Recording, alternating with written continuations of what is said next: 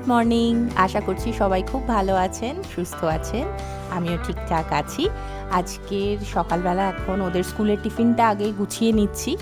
আজকে সকালের ওয়েদারটা মেঘমেঘও করে আছে, আবার হালকা রোদও উঠেছে। বর্ষাকালে যেরকম হয়, মানে এক পশলা বৃষ্টি হয়, আবার রোদ উঠে যায়, আবার দেখি কিছুক্ষণ পরে আকাশে ঘন কালো মেঘ চলে এলো। তো সেই রকমই হয়ে যাচ্ছে সমানেই। তো স্কুল তো পাঠাতেই হবে, এখন কিছু করার নেই। এখন পরীক্ষা, সামনে ইউনিট 1 টেস্ট। তো সেই জন্য আমি এই টিফিনটা গুছিয়ে নিচ্ছি। এই টিফিনটা পুরো রেসিপিটা দেখতে হলে এর আগের ভিডিওটা একটু দেখতে হবে। আমি ওপরে আই বাটনে দিয়ে দেবো, আপনারা চাইলে একটু চেক করে নিতে পারেন। এটা ভীষণ একটা হেলদি রেসিপি। ওই চিড়ে, সুজি, দই এসব দিয়ে আমি বানিয়েছিলাম। তো খুবই ভালো, মানে বাচ্চারা স্কুলে টিফিনে যখন নিয়ে যায় কিছুক্ষণ পরে তো ধরুন খায়, তো তখনও অবধি কিন্তু এটা খুব নরম থাকে। আর আমার বাচ্চারা তো খুব খেতে এটা ভালোবাসে। তো এটার সঙ্গে আমি ওদেরকে একটা করে মন্ডাও দিলাম, একটু মিষ্টি জিনিসটাও খেতে পছন্দ করে টিফিনে। আর মিষ্টির মধ্যে মন্ডাটা যেহেতু একটু শুকনো, আর সেই জন্য মানে ওটাও দিই। আর মন্ডাটা খেতে, মানে সব সন্দেশের মধ্যে দেখি মন্ডাটা বেশ একটু পছন্দ করে ওরা।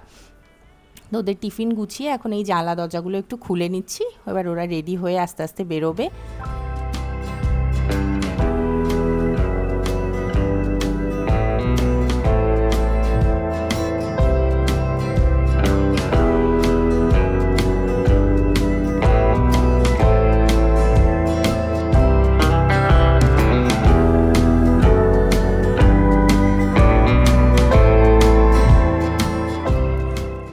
আজকের বিছানার চাদরটা একটু পাল্টে নিচ্ছি। বর্ষাকালে আমি একটু মাঝে মধ্যেই বিছানার চাদরটা পাল্টে নিই।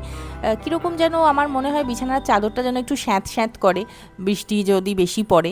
তো সেই জন্য মাঝে মধ্যে একটু বিছানার চাদরটা পাল্টে নিলে আমার যেন খুব ফ্রেশ লাগে আবার। তো এখন বিছানার চাদর টাদরগুলো একটু পাল্টে নিলাম।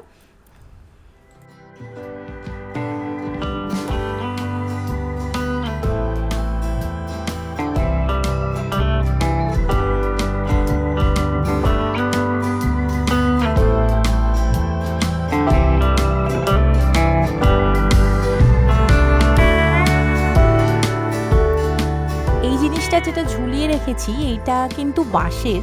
তো এটা আমি একটা মেলা থেকে কিনেছিলাম, মানে বাঁশটাকে মাঝখান থেকে কেটে এরকম ওই বার্ড ফিডার টাইপের আমি ইউজ করি। এর মধ্যে বলেছিল গাছও লাগানো যাবে, কিন্তু আমি এর মধ্যে একটু কাকড়ি দানা দিয়ে রাখি, যেহেতু ওই মুনিয়া পাখিগুলো ওখানে বাসা করেছে, ওরা এসে মাঝে মধ্যে খায়।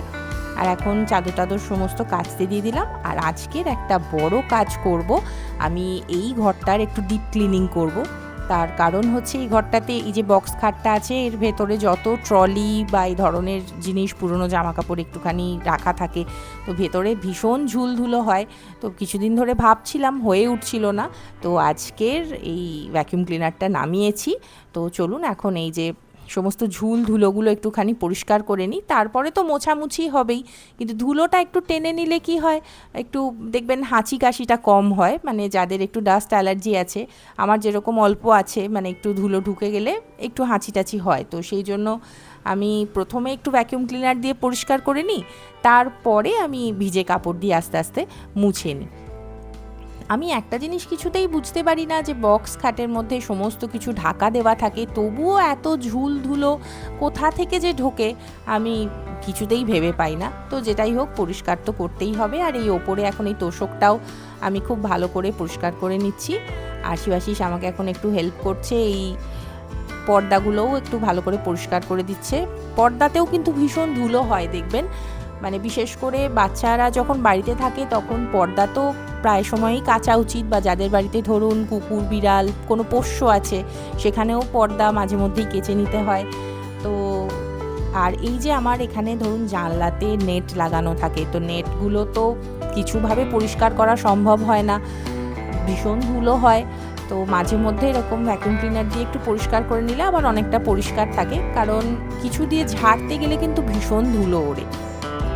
তো সেই জন্য একটু এই নেটগুলোও পরিষ্কার করে নিচ্ছি।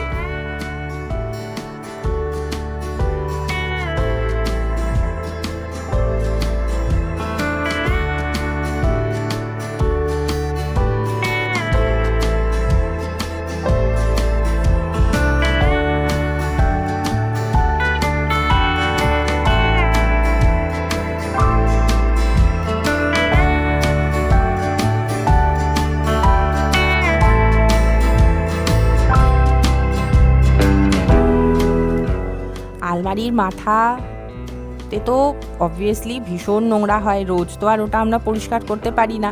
তো যেদিন আমি ভ্যাকিউম ক্লিনারটা নামাই তো সেদিন আমি ওই মাথা টাথাগুলো একবারে পরিষ্কার করে নিই, সোফা টোফাগুলো একটু পরিষ্কার করে নিচ্ছি।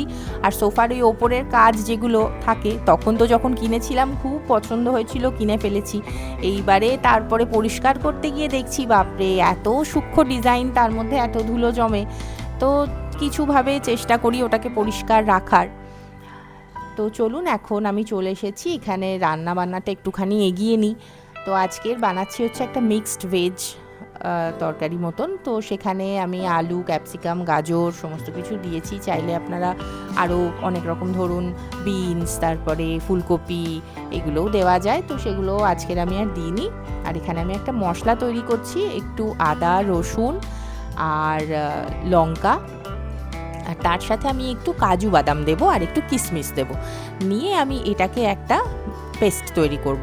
এইটা মানে এই জিনিসটার মধ্যে মানে এমনি ধরুন আদা, রসুন, লঙ্কা তো আমরা বেশিরভাগ রান্নাতে বেটে দিয়েই থাকি, কিন্তু মিক্সড ভেজে যদি অল্প করে একটুখানি কাজু আর কিশমিশ দিয়ে বেটে নেন, দেখবেন টেস্টটাই কিন্তু একদম আলাদা হয়ে গেল, আর খুব সুন্দর ওই নবরত্ন কোরমা টাইপের খেতে হয়। তো সেই জন্য আমি অল্প করে একটু কিশমিশ আর কাজু দিয়ে দিই।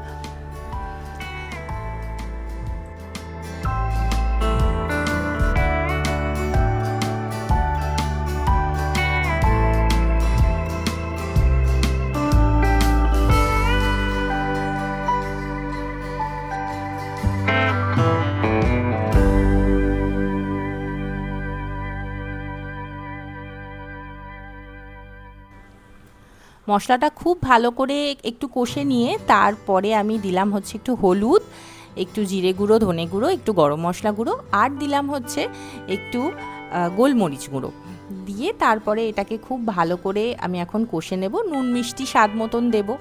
আর মিক্সড ভেজটা আমার একটুখানি মিষ্টি মিষ্টি ভালো লাগে তরকারিটা খেতে।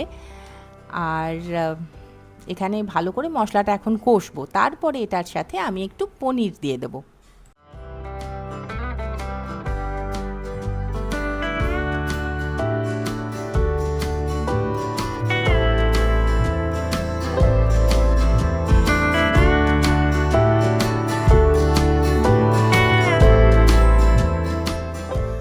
পনিরটা আমি এখানে আলাদা করে ভাজিনি, পনিরটা আমি কষার সময়ই দিয়ে দিয়েছিলাম, তাহলেই ভাজা ভাজা হয়ে যায়। আর তারপরে শেষে সমস্ত মশলা, সমস্ত কিছু সবজি যখন সেদ্ধ হয়ে আসবে তখন একটু টক দই ফেটিয়ে আমি এর মধ্যে দিয়ে দিলাম। তারপরে আমি এখানে কাসুরি মেথিটা একটু জলে ভিজিয়ে রেখেছিলাম। মানে কাসুরি মেথির একটা একটু হালকা একটা তেতো তেতো তিতকুটে ভাব হয়, তো সেইটা জলের মধ্যে ভিজিয়ে রাখলে কিন্তু সেইটা দেখবেন আর হবে না। তো সেই জন্য এটা দিয়ে দিলাম। তারপরে নিয়ে এবারে নেড়ে চেড়ে ব্যাস একটু ঢাকা দিয়ে কিছুক্ষণ রাখবো, তাহলেই তৈরি হয়ে যাবে মিক্সড ভেজ।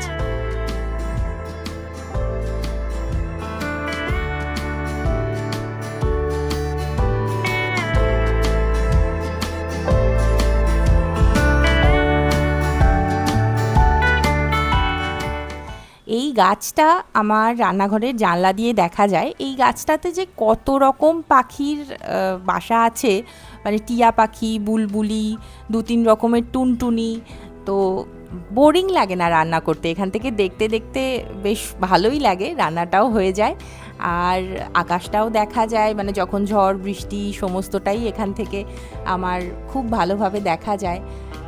তো খুব ভালো লাগে রান্নাটা করতে আমার, স্পেশালি এই রান্নাঘরে খুবই ভালো লাগে। আর এবারে আস্তে আস্তে তো দুপুর হয়েই এলো, 11:30 প্রায় বাজতে যায়, ওরা চলে এসেছে।